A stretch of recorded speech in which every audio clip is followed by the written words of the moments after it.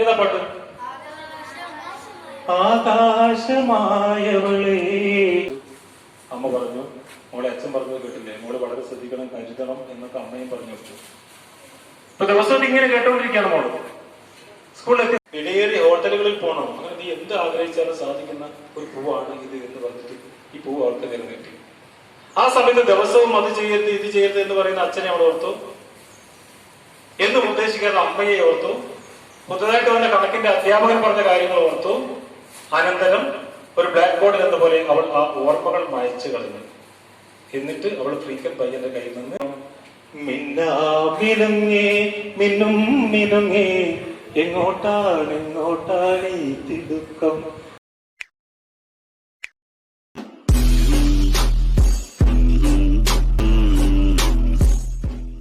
പ്രിയമുള്ളവരെ, ഏവരെയും തനിനാടൻ മലയാളി വ്ളോഗ്സിന്റെ പുതിയൊരു വീഡിയോയിലേക്ക് ഹാർദമായി സ്വാഗതം ചെയ്യുകയാണ്. ഇന്ന് വളരെ സന്തോഷത്തോടെ, അതിലേറെ ചാരിതാർത്ഥ്യത്തോടെ നമ്മുടെ പ്രിയപ്പെട്ട SI സാബു സാറിന്റെ ഒരു ക്ലാസ് കാവുംപട്ടണം UP സ്കൂളിൽ വെച്ച് നടക്കുകയുണ്ടായി. അതിലേക്ക് ഏവരെയും വീണ്ടും സ്വാഗതം ചെയ്തുകൊണ്ട് നമുക്ക് നേരിട്ട് ക്ലാസ്സിലേക്ക് പോകാം. പിന്നോട്ട് പോകുക. അപ്പൊ നിങ്ങൾ കൂടുതൽ സമയം എന്ത് ചെയ്യണം? ഈ ഇന്റർനെറ്റിന്റെ ലോകത്തു നിന്ന്, സോഷ്യൽ മീഡിയയുടെ ലോകത്തു നിന്ന് മാറ്റം വരുത്തണമെങ്കിൽ പുസ്തകങ്ങൾ വായിക്കണം. എത്ര കുട്ടികൾ ലൈബ്രറിയിൽ നിന്ന് പുസ്തകം എടുക്കുന്ന ആളുകളുടെ ഇതിനകത്ത്? Very good. ഫോണെടുക്കില്ലേ? നമ്മളെല്ലാത്തിനും നിസ്സംഗഭാവം പാടില്ല, നിങ്ങൾ ഉഷാറായിരുന്നു കേട്ടോ. ഇതെങ്ങനെയെങ്കിലും ക്ലാസ് ഇവർ പറഞ്ഞുകൊണ്ടിരുന്നില്ല, ടീച്ചറെ പറഞ്ഞുകൊണ്ട് എങ്ങനെയാണ് വരാതിരിക്കുന്നത്, അങ്ങനെ ആയിരിക്കരുത് കേട്ടോ. നമുക്ക് എവിടെ പോയാൽ എന്തെങ്കിലുമൊക്കെ കിട്ടും. ഒരൊറ്റ ഉദാഹരണം ഞാൻ പറഞ്ഞേട്ടെ. ദിവസം വന്നിട്ട് ക്ലാസ് എടുക്കുകയാണ്. IAS IPS ഒക്കെ എന്തിനുള്ളത് അറിയോ? സിവിൽ സർവീസ് മോഹങ്ങളുള്ള ആളുകൾക്കുള്ളതാണ് IAS-ഉം IPS-ഉം. ജില്ലാ കളക്ടർ ആണെങ്കിലൊക്കെ തന്നെ എന്താ വേണ്ടത്? IAS ആണോ IPS ആണോ? IAS. Police superintendent, commissioner of police ഒക്കെ ആവണമെങ്കിൽ IPS. ഇതൊക്കെ സിവിൽ സർവീസ് ആണ്. അങ്ങനെ സിവിൽ സർവീസിന്റെ പാഠങ്ങൾ പഠിപ്പിക്കാൻ വേണ്ടിയിട്ട്, അല്ലെങ്കിൽ അങ്ങനെ ഒരു ഉദ്യോഗസ്ഥൻ വന്നിട്ട് ഒരു സ്ഥലത്ത് ക്ലാസ് എടുക്കുകയാണ് വയനാട്ടിൽ. ആ ക്ലാസ്സിൽ ശ്രീധന്യ എന്ന് പറയുന്നൊരു പെൺകുട്ടിയും ക്ലാസ്സിൽ വന്നു. പഠിക്കാൻ വളരെ പഠിക്കുകയാണ്. ഒരു താഴ്ന്ന കുടുംബത്തിലുള്ള ഒരു കുട്ടിയും ആ ക്ലാസ്സിൽ വന്നു. ആദിവാസി കുടുംബത്തിൽപ്പെട്ടതാണ്. അവിടെ വെച്ചിട്ട് IAS ഉദ്യോഗസ്ഥൻ പറഞ്ഞു കൊടുത്തു. കലക്ടറാണ് അദ്ദേഹം പറഞ്ഞു കൊടുക്കുന്നത് അറിയോ? IAS IPS എന്ന് പറയുന്ന സിവിൽ സർവീസ് മോഹങ്ങളുള്ള ആളുകൾക്ക് അത് കിട്ടണമെങ്കിൽ അതിന്റെ ഏറ്റവും നല്ല വഴി എന്ന് പറയുന്നത് എന്ത് വേണം? ക്വാളിഫിക്കേഷൻ തന്നെ. എന്താ സംഭവം? എന്താ വേണ്ടത്? അവരുടെ യോഗ്യത എന്താണ് മക്കറിയോ? ഒരു ഡിഗ്രി മാത്രമാണ്. ഡിഗ്രി നിങ്ങളിപ്പം 10ാം ക്ലാസ് കഴിഞ്ഞ് പ്ലസ് ടു പഠിക്കാനായിരുന്നു ഇതിനകത്ത്. അപ്പോൾ വെരി ഗുഡ്. പ്ലസ് ടു കഴിഞ്ഞ് ഡിഗ്രി കഴിഞ്ഞാൽ ഡിഗ്രി മാത്രം മതി. ഇത് പരീക്ഷ എഴുതാം. സിവിൽ സർവീസ് എന്ന മോഹമുള്ള ആളുകൾക്ക്, ഡിഗ്രി പാസ്സായ ആളുകൾക്ക് എഴുതാം. അത് വെച്ച് ക്ലാസ്സുകളിൽ പങ്കെടുക്കാം. ക്ലാസ്സിൽ പങ്കെടുക്കാത്ത ആളുകൾക്ക് അതിന്റെ ഇതൊക്കെ വരുത്തി പഠിച്ചാൽ മാത്രം മതി. ദിവസവും 2 or 3 പത്രങ്ങൾ വായിക്കണം, കുറെ പുസ്തകങ്ങൾ വായിക്കണം, അങ്ങനെ അറിവ് നേടുക. അതിന് പ്രത്യേകിച്ച് മനസ്സിലായില്ല, അതിനൊരു സിലബസിന്റെ പരിധിക്കുള്ളിൽ നിന്നുകൊണ്ടല്ല പഠിക്കുന്നത്, കുറെ കാര്യങ്ങൾ പഠിക്കാനുണ്ട്. അങ്ങനെ പഠിക്കുന്ന ആളുകൾക്ക് കിട്ടുന്ന സംഗതിയാണ് എന്ന് പറഞ്ഞിട്ട് അവർക്ക് ചെറിയൊരു ജോലി ഉണ്ടായിരുന്നു. ആ ജോലി രാജിവെച്ചിട്ട് അതിന്റെ പിന്നാലെ പോയി. 2 വർഷമാകുമ്പോഴത്തേക്കും ആദ്യത്തെ തവണ തോറ്റു. 2ാമത്തെ തവണ ആ പരീക്ഷയിൽ നല്ല റാങ്ക് വാങ്ങിയിട്ട് പരീക്ഷ പാസ്സായി. അവരാരുടെ ക്ലാസ്സിലാണോ അവർക്ക് അങ്ങനെ ഒരു മോഹം ഉണ്ടായത്, അതേ ഉദ്യോഗസ്ഥന്റെ മുന്നില് അസിസ്റ്റന്റ് കലക്ടറായിട്ട് കോഴിക്കോട് കലക്ടർ മുമ്പാകെ റിപ്പോർട്ട് ചെയ്ത ആളിന്റെ ചരിത്രമാണ് ശ്രീധന്യ IAS എന്ന് പറയുന്ന ആളിന്റെ ചരിത്രം. അടുത്ത ദിവസം ഉണ്ടായ സംഭവമല്ലേ. അതെങ്ങനെ കിട്ടിയത്? ഒരു ക്യാമ്പിൽ വന്ന സമയത്ത് കിട്ടിയ അനുഭവത്തിലൂടെ അവർ പറയുന്നുണ്ട്. എനിക്കെന്ന് തോന്നാനുള്ള കാരണം, അത് കലക്ടർ വരുന്ന സമയത്ത് ഒരു എൻട്രി ഇടും, മാസ് എൻട്രി. എന്താ സംഭവം? വരുന്ന സമയത്ത് എല്ലാ ആളുകളും എഴുന്നേറ്റ് നിൽക്കുന്നുണ്ട്, പോലീസുകാർക്ക് സല്യൂട്ട് ചെയ്യുന്നുണ്ട്, അങ്ങനെയൊക്കെയല്ലേ? കലക്ടർ കാണുന്ന സമയത്ത് സല്യൂട്ട് ചെയ്യൂലേ? ഇതെല്ലാം കണ്ട സമയത്ത് ഉണ്ടായ ഇൻസ്പിറേഷനാണ് ഈ പറയുന്നത്. അതുപോലെ തന്നെ ഈ ക്യൂടെക്സ് ഒക്കെ ഇല്ലേ പറയുന്നത്, ഇതിന്റെയൊക്കെ സ്മെൽ ഇഷ്ടപ്പെടുന്ന കുട്ടികളുണ്ട്. ചില കുട്ടികൾ പെട്രോൾ ടാങ്ക് തുറന്നിട്ട് അതിന്റെ സ്മെൽ ഇഷ്ടപ്പെടുന്ന ആളുകളുണ്ടോ? പെട്രോളിന്റെ സ്മെൽ ഇതൊക്കെ സവേഷാണ്. ചില കുട്ടികൾക്ക് അതിനോടൊരു ആസക്തി ഉണ്ട്. മക്കളെ നേരിട്ട് ശ്വസിക്കുന്നത് ലങ്സിന് ക്യാൻസറിനൊക്കെ തന്നെ കാരണമാകും എന്നുള്ള പഠനങ്ങളുണ്ട്. അതുകൊണ്ട് നിങ്ങളൊന്നും തന്നെ ദയവ് ചെയ്തിട്ടൊന്നും അതിന് സ്മെൽ ചെയ്തിട്ട് പോകണ്ട, അത് ദോഷമുള്ളതാണ്. ഇതൊക്കെ പറഞ്ഞു കൊടുത്തു. പിന്നെ ഇപ്പോൾ പുതുതായിട്ട് വന്ന സംഗതി എന്ന് പറഞ്ഞത് LSD എന്ന് പറഞ്ഞ സ്റ്റാമ്പുകൾ ഇറങ്ങിയിട്ടുണ്ട്. ലൈസൻസിക് ആസിഡ് ഡൈ ഈഥൈൽ എമൈഡ് എന്ന് പറഞ്ഞ സ്റ്റാമ്പുകൾ നാവിനടിയിൽ ഒട്ടിച്ചു വെക്കുന്നതാണ്. അത് നമ്മുടെ നാട്ടിൽ ഒട്ടിക്കുന്ന സാധനം വന്നുകൊണ്ടിട്ടുണ്ട്. നമ്മുടെ വാട്സപ്പിൽ സ്മൈലി പോലത്തെ സാധനമില്ലേ, ആ ഇമേജ് പോലത്തെ ഒരു സാധനമാണ്, ആ സ്റ്റിക്കറാണ് LSD എന്ന് പറയുന്ന ലൈസർജിക് ആസിഡ് ഡൈ ഈഥരമൈഡ് നാവിനടിയിൽ ഒട്ടിച്ചു വെക്കുന്നതാണ്. പിന്നെയുള്ളത് നിങ്ങളൊക്കെ പലപ്പോഴും കണ്ടിട്ടുണ്ട്, പടുത്തകാലത്ത് കണ്ടിട്ടുള്ള ഒരു സാധനമാണ് ഇത്തരം പൊടിയില്ലേ, പൻപരാഗ പോലെയുള്ള അതുപോലെയുള്ള കണ്ടിട്ടുണ്ടാവോ? കാണാത്തവർ ഭാഗ്യവന്മാരാണ്. അങ്ങനെ നാവിനടി ഇതിലേക്ക് വെക്കുന്ന സാധനം, ഇതിനടിയിൽ വെക്കുന്ന സാധനം വേറെ പൊടിയാണ്. ഞാൻ കൂടുതലായിട്ട് പറഞ്ഞിരുന്നില്ല. ആ പൊടിയൊക്കെ വെക്കുന്ന ആളുകളുണ്ട്. പാൻപരാഗ പോലെയാണ് പൊടികൾ. ഇപ്പൊ അതിങ്ങനെ വെച്ച് കഴിഞ്ഞാൽ എന്താ സംഭവിക്കുന്നത്? പല സ്കൂൾ കുട്ടികളുടെ ബാഗിനകത്ത് സാധനം കിട്ടി. ഒന്നുമില്ല, അവരെ സീനിയർമാരായിട്ട് ആളുകൾ ചെയ്യുന്നത് കണ്ടിട്ട് അവർ കൊടുത്തിട്ടുള്ള പാക്കറ്റ് വാങ്ങിയിട്ട് ഇങ്ങനെ വെച്ചതാണ്. എന്താ സംഭവിക്കുന്നത്? 2-3 വർഷക്കാലം കൊണ്ട് ഈ ഭാഗം എന്താ ഒരു പാണ്ട് പിടിച്ചപ്പോൾ അടയാളം വരും. പന്തിനൊക്കെ കറവും. ആളുകളോട് സംസാരിക്കുന്ന ഒരു വല്ലാത്ത സ്മെല്ലുണ്ടോ? നമ്മളൊരു വൃത്തികെട്ട സ്മെല്ല് മനസ്സിലായില്ലേ? അങ്ങനെ ഈ ഭാഗം തുളഞ്ഞു പോയ ആളെ ഞാൻ കണ്ടിട്ടുണ്ട്. ഈ ഭാഗം തുളഞ്ഞ ഒരാളെ ഞാൻ കണ്ടതാണ്. കോഴിക്കോട് മെഡിക്കൽ കൂടി കണ്ടതാണ്. 3-4 വർഷം കൊണ്ട് ഇറക്കിയത് അങ്ങനെ സ്ഥിരമായിട്ട് ഇങ്ങനെ വെച്ചിട്ട്. അപ്പൊ നമ്മുടെ ഒരു കൗതുകത്തിന് വേണ്ടി പോലും ഇത്തരം സംഗതികൾ എടുത്തു വെക്കാൻ പാടില്ല എന്നാണ് എനിക്ക് എന്റെ മക്കളോട് പറയാനുള്ള സന്ദേശം. പിടികൂടുന്ന കാണുന്നില്ലല്ലോ. അപ്പൊ നമ്മുടെ ഈ പരിസര പ്രദേശങ്ങളൊക്കെ എന്തൊരു സംഗതി. അതുകൊണ്ടാണ് പറഞ്ഞിരുന്നത്, അല്ലെങ്കിൽ ഞാനിത് പറഞ്ഞു തരില്ലായിരുന്നു. കാരണം ചില കാര്യങ്ങൾ പറഞ്ഞു കൊടുത്താൽ അപകടമാണ്. ഇപ്പൊ ഞാനൊരു സ്ഥലത്ത് ലഹരിയെ കുറിച്ച് മാത്രം ക്ലാസ് എടുക്കാൻ പോയ സമയത്ത് അവിടെ പറഞ്ഞിട്ട് പക്ഷേ ഇവിടെ ലഹരിയെ കുറിച്ച് മാത്രമാണ് കാര്യമായിട്ട് പറയുന്നത് എന്ന് പറഞ്ഞു സ്കൂളിൽ. അപ്പൊ ഞാൻ അവിടെ ഇതൊക്കെ പറഞ്ഞു കൊടുത്തു. ചില കുട്ടികൾക്ക് പെട്രോളിന്റെ സ്മെൽ ഇഷ്ടപ്പെടുന്ന കുട്ടികളുണ്ട്. ഇതൊക്കെ ഒരുതരം സഡേഷനാണ്, ഒരുതരം ലഹരിയാണ് എന്ന് പറഞ്ഞു കൊടുത്തു. അവസാനത്തെ കാര്യമായിട്ട് ഞാൻ പറഞ്ഞു കൊടുത്തതെന്ന് വെച്ചാൽ the addiction of mobile phone also comes under intoxication goods എന്ന് പറയും. എന്താണ്? അമിതമായ മൊബൈൽ ഫോണിന്റെ ഉപയോഗം എന്തിനു വരും മക്കളെ? 4ാമത് ഫോൺ നമ്മൾ ദേഷ്യം പിടിക്കുക. കാരണം കളിയിൽ നിന്ന് ഫുള്ള് ശ്രദ്ധ തെറ്റിപ്പോകും. ആ സമയത്താണ് അവന്റെ കയ്യിൽ എന്ത് കിട്ടുന്നത് അതവന് വലിച്ചു തരികയാണ്. അങ്ങനെയാണ് വീട്ടിലെ ടിവിയും ഫ്രിഡ്ജും തുടങ്ങിയിട്ടുള്ള സംഗതികൾ അടിച്ചു പൊളിച്ചിട്ടുണ്ട്. അവിടെ ചെയ്തതൊന്നും അവര് തന്നെ അറിയുന്നില്ല. അങ്ങനെ കുറെ കുട്ടികൾക്ക് മാറ്റം ഉണ്ടായിട്ടുണ്ട്. അത് ഈ ഓൺലൈൻ കാലഘട്ടത്തിൽ ഉണ്ടായ സംഭവമാണ്. ഓൺലൈൻ ക്ലാസ്സിൽ നിന്ന് ഓഫ്ലൈനിലേക്ക് മാറിയ സമയത്ത് ഇത് ഉൾക്കൊള്ളാൻ പറ്റാത്ത പല കുട്ടികൾ ഇപ്പോഴുണ്ട്. അങ്ങനെയാണ് ഇങ്ങനെ ഒരു അസുഖം വന്നിരിക്കുന്നത്. അങ്ങനെ ഏതെങ്കിലും തരത്തിലുള്ള അസുഖം നിങ്ങൾക്കുണ്ടെങ്കിൽ നിങ്ങൾ അതൊക്കെ മാറ്റിയെടുക്കണമെന്നുള്ള ഏറ്റവും നല്ല സൊല്യൂഷനാണ് ഞാൻ പറഞ്ഞിരുന്നത്. സ്കൂൾ ലൈബ്രറികളൊക്കെ എടുത്ത് കൊണ്ടുവരിക, പുസ്തകങ്ങൾ വായിക്കുക, പുസ്തകങ്ങൾ ഉറക്കെ വായിക്കുക. നല്ല വായിച്ചാൽ മതി, നല്ല വായിച്ചുകൊണ്ട് യാതൊരു കാര്യം. നിങ്ങൾ ഉറക്കെ വായിക്കണം. ഉറക്കെ വായിച്ചാൽ മാത്രമേ നിങ്ങൾക്ക് വാക്കുകൾ കൊണ്ട് അമ്മാനം പാടാൻ കഴിയുള്ളൂ. എന്തിനാ വാക്കുകൾ കൊണ്ട് അമ്മാനം പാടുന്നത് അറിയാമോ? എന്തിനു വേണ്ടിയിട്ട്?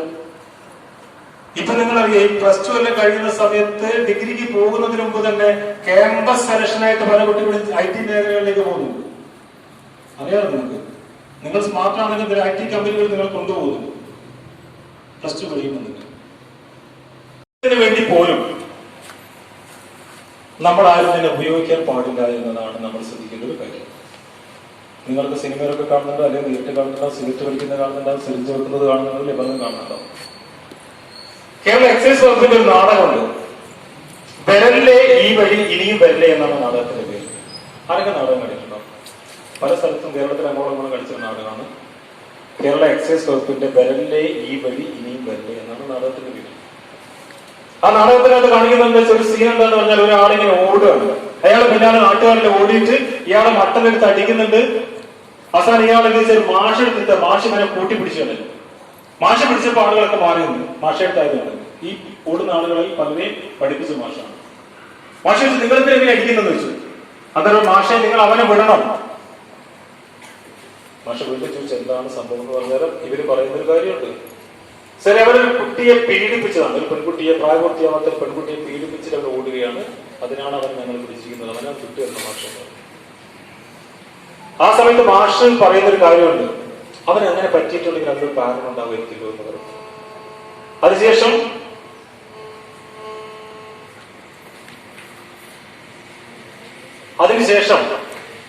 മാഷ് പറയുന്നൊരു ഡയലോഗുണ്ട് ഇവനെ പറ്റി. ഇവര് ഓടിയിട്ട് ആരെയാണോ അടിക്കാൻ പോകുന്നത് അയാളെ പറ്റി മാഷ് പറയുന്നൊരു ഡയലോഗുണ്ട്. ഇവനും ഉണ്ടായിരുന്നൊരു ബാല്യം, പൂക്കളും പുഴകളും പൂമ്പാറ്റകളുമായി പാറി പറന്നൊരു ബാല്യം എന്ന് പറഞ്ഞിട്ട് മാഷ് ഇവനെ കുറിച്ച് പറയുന്നു. പിന്നെ കാണിക്കുന്ന ഒരു പാട്ടിന്റെ സീനിലൂടെ കാണിക്കുന്നത് ആളുകൾ ആരെയാണോ അടിക്കാൻ പോയത് അവന്റെ ബാല്യകാലത്തെ കുറിച്ച് പറയുകയാണ്. സ്കൂളിൽ നന്നായിട്ട് പഠിക്കുന്ന കുട്ടിയാണ്. പാഠ്യ വിഷയങ്ങളിൽ, പാഠ്യേതര വിഷയങ്ങളിൽ, പഠനത്തില്, സ്പോർട്സില്, ആർട്സില് എല്ലാറ്റിലും കഴിവ് തെളിയിക്കുന്ന ഒരു കുട്ടി. സ്കൂളിൽ ഏത് മത്സരം നടന്നാൽ അതിൽ 1ാം സ്ഥാനം വാങ്ങുന്ന കുട്ടിയാണ്. 7ാം ക്ലാസ് കഴിഞ്ഞു, 10ാം ക്ലാസ്സിൽ ഉന്നത വിജയം നേടി. അതിനുശേഷം അവൻ +2 സ്കൂളിലേക്ക് ചേരും, കോളേജിലേക്ക് പോവുകയാണ്, സ്കൂളിലേക്ക് പോവുകയാണ്. പാട്ട് തുടരുകയാണ്. പാട്ടിനിടയിൽ എന്താ കാണിക്കുന്നത് പറഞ്ഞാല്, അവൻ ഒരാൾ വന്നിട്ട് ഒരു സിഗരറ്റ് വലിക്കുന്ന സ്ഥലത്ത് നിന്ന് സിഗരറ്റ് കൊടുക്കണം. അവൻ സിഗരറ്റ് വാങ്ങുന്നതിൽ കൈയോട് തട്ടി മാറ്റുകയാണ് അവൻ. പിന്നെ ഒരു പെഗ് മദ്യം കാണിക്കുന്നുണ്ട്, അതും അവൻ കൈയോട് തട്ടി മാറ്റി. പിന്നെ സിറിഞ്ച് മയക്കുമരുന്നാണല്ലോ, ഇതൊക്കെ പാട്ടിന്റെ സീനിലൂടെ കാണിക്കുന്നത്. പിന്നെ അതൊക്കെ തട്ടി മാറ്റുകയാണ്. പക്ഷെ പാട്ടിങ്ങനെ തുടരുന്ന സമയത്ത് അവൻ കുറെ പ്രാവശ്യം ഇങ്ങനെ വളരെ പ്രലോഭിച്ച സമയത്ത് ഒരു തവണ അവന്റെ ഒരു സിഗരറ്റ് ഒരു തവണ വാങ്ങി വയ്ക്കുന്നുണ്ട്. പിന്നെ അതേപോലെ ഒരു പെഗ് മദ്യം കഴിക്കുന്നുണ്ട്. പിന്നെ സിറിഞ്ച് ഇഞ്ചക്ട് ചെയ്യാൻ വേണ്ടിയിട്ട് കൈ കാണിച്ചു കൊടുക്കുന്നുണ്ട്. പാട്ട് തുടരുകയാണ്, ഇങ്ങനെ തുടർന്ന് പോവുകയാണ്. പിന്നെ അവർ മാറ്റം വരികയാണ്. പറഞ്ഞതിന് അർത്ഥം മനസ്സിലായില്ലേ? പിന്നെയാണ് അവർ മാറ്റം വരുന്നത്. അതുവരെ നന്നായിട്ട് പഠിക്കുന്ന ഒരു കുട്ടി ഒരു ദുർബല നിമിഷത്തിന് ഒരു പെഗ് മദ്യം വാങ്ങി കഴിക്കുന്നു, അല്ലെങ്കിൽ ഒരു സിഗരറ്റ് വലിക്കുന്നു. ആ സമയത്ത് പിന്നീട് ഉണ്ടാകുന്ന മാറ്റമാണ്.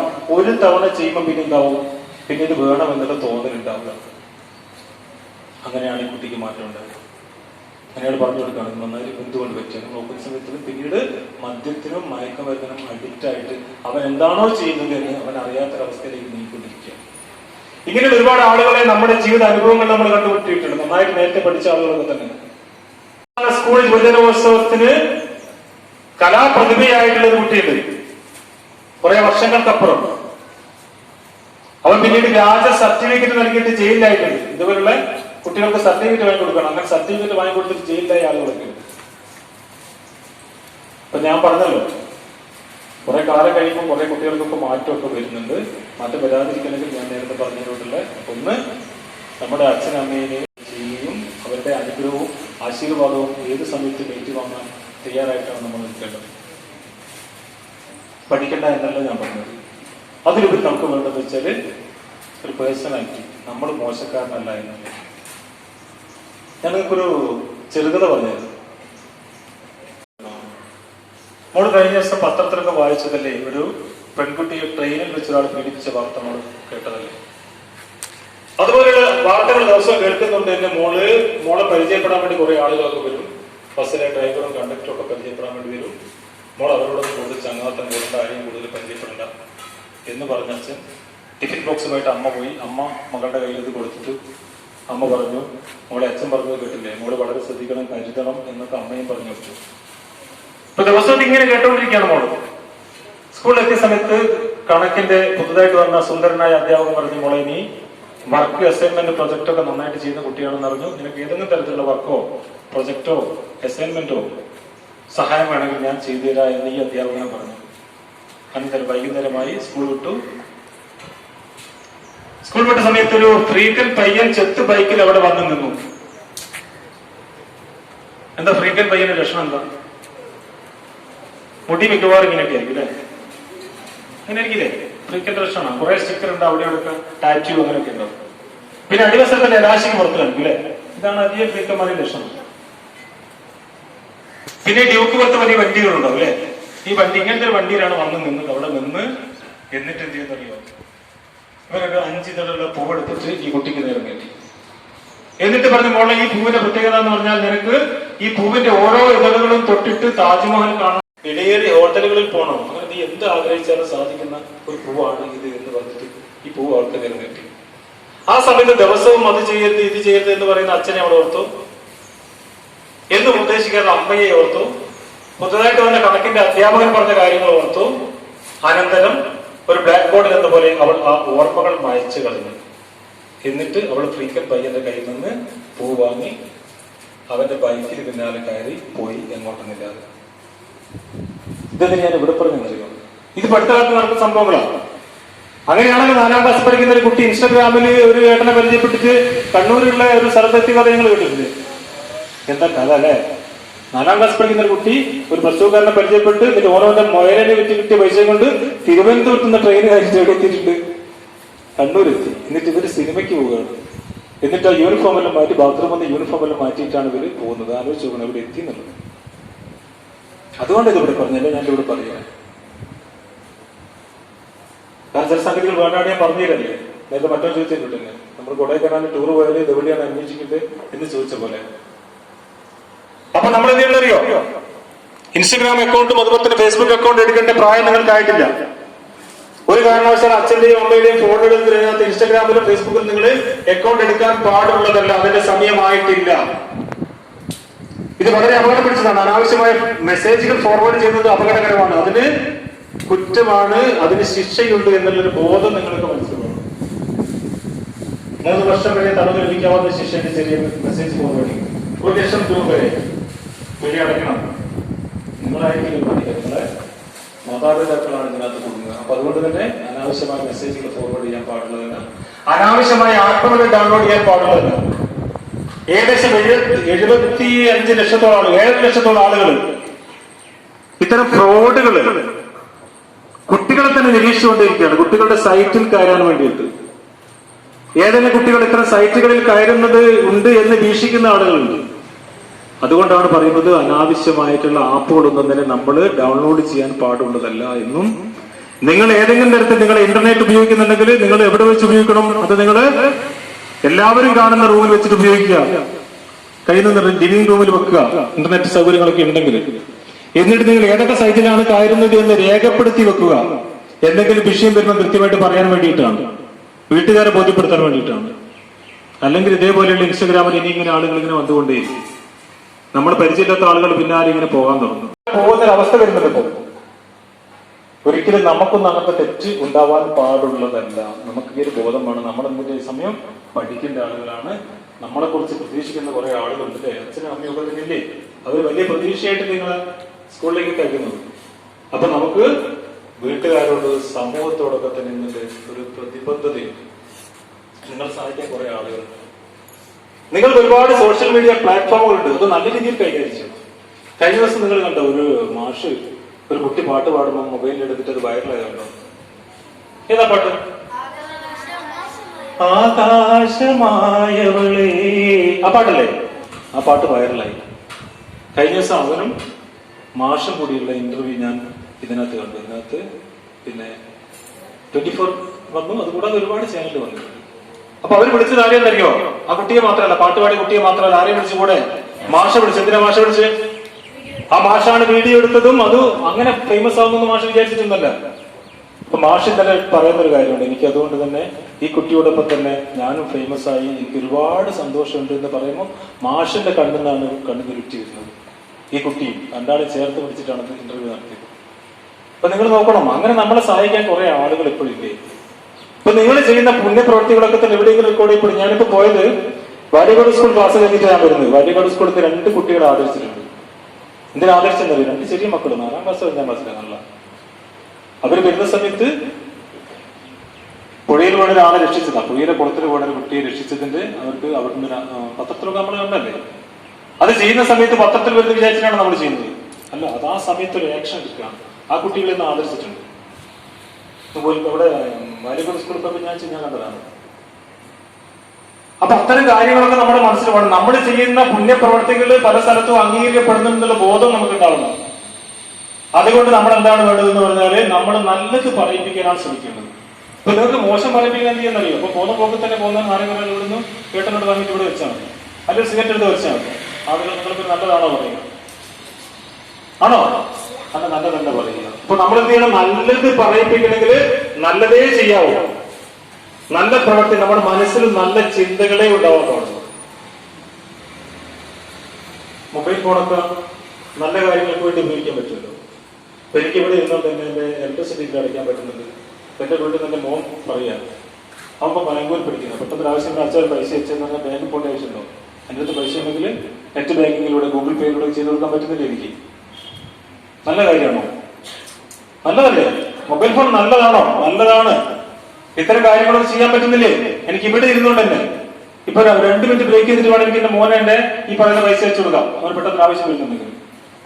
അങ്ങനെ ഒരുപാട് കാര്യങ്ങൾ ചെയ്യാൻ പറ്റുന്ന സംഗതിയാണ്. ഇത് മിസ്യൂസ് ചെയ്യപ്പെടുമ്പോഴാണ് പ്രശ്നമാകുന്നത്. യൂസും മിസ്യൂസും ഉണ്ട് അല്ലേ? ശരിയാണോ? യൂസിന്റെ മുന്നിൽ മിസ് വരുന്നത് മിസ്യൂസ്. അപ്പൊ നല്ലതിനും ചീത്തയ്ക്കും വേണ്ടിയിട്ടാണ് ഈ സംഗതി ഉപയോഗിക്കുന്നത് എന്നുള്ളത്. അപ്പൊ നമ്മൾ എന്ത് ചെയ്യണം? ഇത് കരുതിയിട്ട് മാത്രമാണ് ഈ സംഗതികളൊക്കെ തന്നെ നമ്മൾ ഉപയോഗിക്കാൻ പാടുള്ളൂ എന്ന ഒരു തിരിച്ചറിവ് നമുക്കുണ്ടാവണം. ഭാവഗായകനാണ്. അദ്ദേഹത്തിന് തബലയിലും മൃദംഗത്തിലും 1ാം സ്ഥാനം നേടിയിട്ടുണ്ടാവും. അതാരാന്ന് പറയാൻ പറ്റുമോ? ഭാവഗായകനാരായിരിക്കും? കേട്ടിട്ടുണ്ടോ? ശാരദാംബരം ചാരുചന്ദ്രികാധാരയിൽ മുഴുകിയിടവേ. ആരാ പറയും? ആരെങ്കിലും അല്ല, കുറച്ചുകൂടെ എടുത്തേക്ക്. ആരായിരിക്കും? ആരാ? നിങ്ങൾക്ക് അതേ അറിയുള്ളൂ.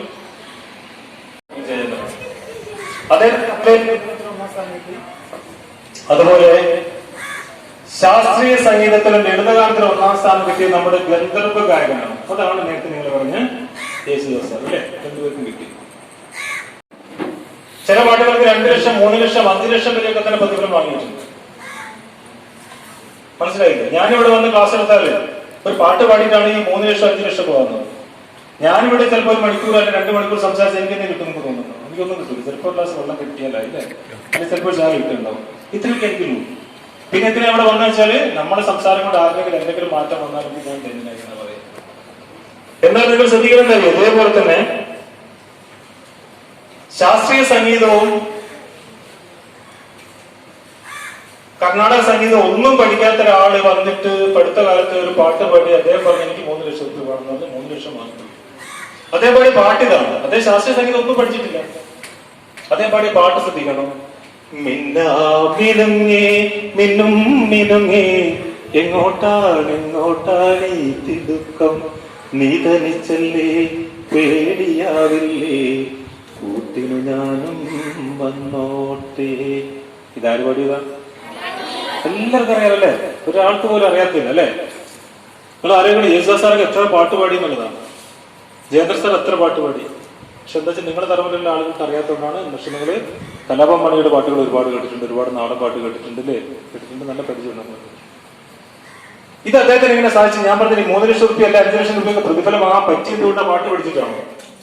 പിന്നെന്താ? നിങ്ങള് പരിപോഷിപ്പിച്ച് കൊണ്ടുവരണം. അതിന് തെളിവാണ് കലാഭവൻ മണിക്ക് ഈ പാട്ട് പാടാൻ ധൈര്യം വന്നതും അദ്ദേഹത്തെ കൊണ്ട് പാട്ട് പാടിച്ചതും എനിക്ക് ഇത്ര രൂപ പ്രതിഫലം വേണമെന്ന് ആവശ്യപ്പെടാൻ പറ്റിയതും. പക്ഷെ അതേ ആള് തന്നെ അദ്ദേഹത്തിന്റെ ജീവിതം എങ്ങനെ ഇല്ലാതായി? അതും നിങ്ങൾ നോക്കണം. ലഹരി വസ്തുക്കൾ എന്തെങ്കിലും ആവട്ടെ, എന്തായാലും ഒരു കാര്യം ഉറപ്പാണ്, നമ്മൾ പത്രത്തിലൂടെയും മീഡിയത്തിലൂടെയും മനസ്സിലാക്കിയ കാര്യം. അതുകൊണ്ടാണ് ഞാൻ ധൈര്യപൂർവ്വം പറയുന്നത്, അദ്ദേഹം അത്രയും കൂട്ടുകെട്ടിലേക്ക് പോയതുകൊണ്ടാണ് ഇത്രയും നേരത്തെ അദ്ദേഹത്തിന്റെ, എനിക്കൊന്ന് 50 വയസ്സായിട്ടുണ്ടോ, 50-51 വയസ്സിലാണ് ആയിട്ടുണ്ടോ ഇല്ല തോന്നുന്നു. ആ പ്രായത്തിലെ ആൾ മരിക്കുന്നത്. ഇല്ലെങ്കിൽ ഇനി ഒരുപാട് നല്ല ഗാനങ്ങൾ കൈരടക്കി സംഭാവന ചെയ്യേണ്ടിയിരുന്ന ആളായിരുന്നു. ഒരുപാട് കോമഡി വേഷങ്ങൾ ചെയ്യാനുള്ള ആളായിരുന്നു. തമിഴ് തെലുങ്ക് സിനിമയില് വില്ലൻ വേഷങ്ങൾ ചെയ്ത ആള്. ഒരുപാട് നല്ല വേഷങ്ങൾ കാണാൻ നമുക്ക് ഭാഗ്യമില്ലാതെ പോയത് ഇത്തരം കൂട്ടുകെട്ടുകൊണ്ട് തന്നെയാണ്. ഹരിമുരളീരമോ എന്ന് പറഞ്ഞ ഒറ്റ ഗാനം കൊണ്ട് മലയാള സിനിമയിൽ ഇരപ്പിടം നേടിയ ഒരാളുണ്ട്. നമ്മുടെ തൊട്ടടുത്തുള്ള പ്രദേശത്തുള്ള പുത്തഞ്ചേരിക്കാരനായിട്ടുള്ള ഒരാൾ. ആരാ? വരുന്നില്ലല്ലേ? Very good. Girish Puthenchery. Very good, very good. അദ്ദേഹം ദൈവത്തിനെ പറ്റിയിരുന്നു, നന്നായിട്ട് പാടി വരുന്നില്ലേ? നല്ല കഴിവുള്ള ആളായിരുന്നില്ലേ? അവസാന കാലത്തും അദ്ദേഹത്തിനും എന്തോ ചെറിയ അർത്ഥം പറ്റിപ്പോയിട്ടുണ്ടാവും. ഇതുപോലുള്ള കൂട്ടുകെട്ടടക്കം നേരത്തെ നമ്മ വിട്ടുകൂടി. ഞാൻ പറഞ്ഞ കാര്യം ഇത്രയേ ഉള്ളൂ. ഒരാൾ പോലും ഇതുകൊണ്ട് രക്ഷപ്പെട്ടിട്ടില്ല എന്നുള്ള കാര്യം നമുക്ക് എപ്പോഴും ബോധമുണ്ടായിരിക്കണം. നമ്മുടെ കഴിവിനെ തിരിച്ചറിയണം. എല്ലാ ആളുകളും പാട്ട് പാടണമെന്നില്ല, എല്ലാ ആളുകളും പഠിക്കണമെന്നില്ല, വേറെ കഴിവുണ്ടാവുമല്ലോ. ഇപ്പൊ ഞാൻ പാട്ടിനെ കുറിച്ച് പറഞ്ഞു, നിങ്ങൾ നോക്കുക, പാടി നോക്കുക. 3 വയസ്സിൽ പോളിയോ ബാധിച്ചിട്ട് ഡോക്ടർമാർ നടക്കില്ല എന്ന് വിധി എഴുതിയ പെൺകുട്ടിയുണ്ട് റോമിൽ. എന്താ പേര്? വിൽമ റുഡൂൾഫ് എന്നാണ് ഇതിന്റെ പേര്. 3 വയസ്സിൽ ഡോക്ടർമാർ പറഞ്ഞു ഈ കുട്ടി നടക്കൂല എന്ന് പറഞ്ഞു. 9 വയസ്സായപ്പോൾ കുട്ടി പറഞ്ഞു എനിക്ക് ഓട്ട മത്സരത്തിൽ പങ്കെടുക്കണം. നമ്മ ചോദിച്ചു എന്റെ മോളെ നിനക്ക് നടക്കാൻ പറ്റും, ഇനി ഇങ്ങനെ ഓട്ട മത്സരത്തിൽ പങ്കെടുക്കുന്നു. 13ാമത്തെ വയസ്സിൽ ഓട്ട മത്സരത്തിൽ പങ്കെടുത്ത ഈ കുട്ടി ഓടുന്ന ഓട്ടത്തിലൊക്കെ വീണ്ടും എഴുന്നേറ്റ് വീണ്ടും എഴുന്നേറ്റ് വീണ്ടും വീഴും. അങ്ങനെ അവസാനം ഓടിയെത്തിയ പെൺകുട്ടിയെ ചേർത്ത് നിർത്തിയിട്ട് അമ്മ ചോദിക്കുന്ന ഒരു ചോദ്യമുണ്ട്, അല്ല മോളെ എന്ത് നാണക്കേടാ നീ ഉണ്ടാക്കിയത് എനിക്കും കുടുംബത്തിനും? ആ സമയത്ത് അമ്മയുടെ തന്റെ സ്വാധീനം കുറഞ്ഞ ഇടത് കൈകൊണ്ട് അമ്മയുടെ കണ്ണുനീരപ്പിയിട്ട് ആ കുട്ടി പറയുന്ന ഒരു വാക്കുണ്ട്, ഒരിക്കൽ എന്റെ വിജയം കാണാൻ വേണ്ടി ലോകം കാത്തിരിക്കുന്ന ഒരു ദിവസം ഉണ്ടാവും, അന്ന് അമ്മയും എന്റെ കൂടെ ഉണ്ടാവണം എന്ന് പറഞ്ഞ ആ കുട്ടിയുടെ വാക്കുകൾ വിടുവാക്കുകളായില്ല. 1960 റോം ഒളിമ്പിക്സിൽ 100 മീറ്റർ, 200 മീറ്റർ, 400 മീറ്റർ ഓട്ട മത്സരത്തില് മൂന്നെണ്ണം. 100 മീറ്റർ, 200 മീറ്റർ, 400 മീറ്റർ ഓട്ട മത്സരത്തില് സ്വർണ്ണപ്പതക്കം നേടിയ ആ പെൺകുട്ടിയുടെ പേരാണ് വിൽമ റുഡോൾഫ്. റോമിലെ ഒരു അമ്മയുടെ 21 മക്കളിൽ 20ാമത്തെ കുട്ടിയാണ്. ബാക്കിയുള്ള കുട്ടികൾക്കൊന്നും കൈയും കാലിനും ഒരു കുഴപ്പമില്ല. അങ്ങനെ വൈകല്യമുള്ള ഒരു കുട്ടിയാണ്. ആ കുട്ടിയാണ് ചരിത്രം നേടിയെടുത്തത്. എങ്ങനെ സാധിച്ചു? നേരത്തെ പറഞ്ഞ അതേ വാക്ക് റിപ്പീറ്റ് ചെയ്യും. കോൺഫിഡൻസ് ആണ് അല്ലേ? കോൺഫിഡൻസ് പറ്റുമെന്നില്ല. അല്ലെങ്കിൽ എനിക്കൊന്നും പറ്റൂല എന്ന് വിചാരിക്കുന്നവന് ജീവിതത്തിൽ വിജയിക്കാൻ കഴിയില്ല. പറ്റുമോ? പറ്റില്ലാണ് ഞാൻ പറഞ്ഞില്ല. വാക്കുകളോട് അമ്മാനമാണ് പഠിച്ച മാത്രമേ രക്ഷപ്പെടുള്ളൂ. കേരളത്തിന്റെ കരളിന്റെ കുളിരായ കളരി പഠിക്കാൻ ഒരളിയിലെ മുരളി വളരെ വിരളമായി കളരിയിൽ പോയി എന്ന് 5 വയസ്സായത് പോലെ ഇവിടെ വന്നിട്ട് ഇങ്ങനെയൊക്കെ വാക്കുകളോട് അമ്മാനം പാടണം. സംസാരിക്കാൻ പഠിക്കണ്ടേ? നിങ്ങൾ ഇവിടെ എവിടെയെങ്കിലും നല്ല സ്ഥലത്ത് പോയിട്ട് നട്ട് വളർത്തുക. എന്നിട്ട് വേണമെങ്കിൽ നല്ലൊരു കോമ്പൗണ്ട് വോളൊക്കെ കെട്ടിയിട്ട് നിങ്ങൾ അതിന്റെ ഇവിടെ ആരെക്കൊണ്ട് എഴുതിക്കുക 7ാം ക്ലാസ് 3ാമത്തെ ബാച്ച്. നിങ്ങൾ ഇനി ജീവിതത്തിൽ ഒരുപാട് ഉയരങ്ങൾ എത്തിയിട്ട് തിരിച്ചു വരുമ്പോൾ അതിനെ പാസ് ചെയ്ത് നിങ്ങൾക്ക് ധൈര്യമായിട്ട് പറഞ്ഞൂടെ? ഞങ്ങൾ വെച്ച് വരാമെന്ന് പറഞ്ഞൂടെ? പൊതുമക്കൾ എന്ത് ചെയ്യണം? നിങ്ങളുടെ ടീച്ചേഴ്സിന്റെ കാലൊക്കെ തൊട്ട് തലയിൽ വെച്ചിട്ട് പോയി കഴിഞ്ഞാൽ അതിൻ്റെ ഒരു എന്താ പറയുക, അതിന്റെ ഐശ്വര്യം അല്ലെങ്കിൽ അതിന്റെ അഭിവൃദ്ധി ശരിയല്ല മക്കളെ? അങ്ങനെ ചെയ്യാറുണ്ടെങ്കിൽ അങ്ങനെ ചെയ്യണം. നിങ്ങൾ അങ്ങനെയാണ് മാതൃക കാണിക്കേണ്ടത്. അപ്പൊ അങ്ങനെ ചെയ്യുന്ന സമയത്ത് ടീച്ചർമാർക്ക് ഉണ്ടാകുന്ന സന്തോഷമുണ്ട്. അത് മാത്രമോ, നിങ്ങൾ അംഗനവാടി പോയി മക്കളല്ലേ, ഈ അംഗനവാടി ടീച്ചേഴ്സ് ഉണ്ടല്ലോ. ഞാൻ പ്രത്യേകം പറയാൻ കാരണം ഞാനൊരു അംഗനവാടി ടീച്ചറുടെ മകനാണ്. അപ്പൊ എനിക്കും ഈ ടീച്ചേഴ്സിനോട് ഭയങ്കര ബഹുമാനമാണ്. കാരണം ഞാനിപ്പോ ഇങ്ങനെ ഉറക്കെ സംസാരിക്കുന്നുണ്ടെങ്കിൽ അല്ലെങ്കിൽ എന്തെങ്കിലും നിങ്ങൾക്ക് കേൾക്കാൻ മനസ്സിലാക്കിയെങ്കിൽ എനിക്ക് എന്റെ അമ്മ പറഞ്ഞതാണ്. ചെറിയ പ്രായത്തിലൊക്കെ തന്നെ ഇങ്ങനെ ഉറക്കെ വായിക്കാൻ വേണ്ടി പറഞ്ഞിട്ടുണ്ട്. തുടങ്ങുന്ന സമയത്തുള്ള നിങ്ങളൊരു ഒരു ആലസ്യമൊക്കെ മാറി ക്ലാസ് തുടങ്ങിയപ്പോൾ എല്ലാവരും എന്റെ ക്ലാസ്സിലേക്ക് വന്നിട്ടുണ്ട്. എല്ലാ ആളുകളും എന്റെ ഓർമ്മയിൽ ഹൃദയത്തിലൊക്കെ ഉണ്ടാവും. നിങ്ങൾ എന്നെ മറക്കാതിരിക്കുക. എന്റെ പേര് സാബു എന്നാണ്. കീഴൂർ സ്വദേശമാണ്. പോലീസിലാണ് ജോലി ചെയ്യുന്നത്. എല്ലാവർക്കും നല്ലത് വരട്ടെ എന്ന് ഒരിക്കൽ കൂടി പ്രാർത്ഥിക്കുന്നു. ഈ പരിപാടി മുൻകൈയെടുത്ത അംഗനവാടി ടീച്ചേഴ്സിനും ICDS പ്രൊജക്ടിനും ഈ സ്കൂൾ അനുവദിച്ചെന്ന പാവപ്പെട്ട സ്കൂൾ, ഞാനിവിടെ 2 ആഴ്ച മുകളിൽ ക്ലാസ് എടുത്തു. 2 ആഴ്ച എല്ലാവർക്കും നല്ലത് വരട്ടെ എന്ന് ഒരിക്കൽ കൂടി പ്രാർത്ഥിച്ചുകൊണ്ട് നിർത്തുന്നു. നന്ദി, നമസ്കാരം. നന്ദി. വീഡിയോ ഇഷ്ടപ്പെട്ടാൽ ലൈക്ക് ചെയ്യുക, ഷെയർ ചെയ്യുക, സബ്സ്ക്രൈബ് ചെയ്യുക. Okay, by.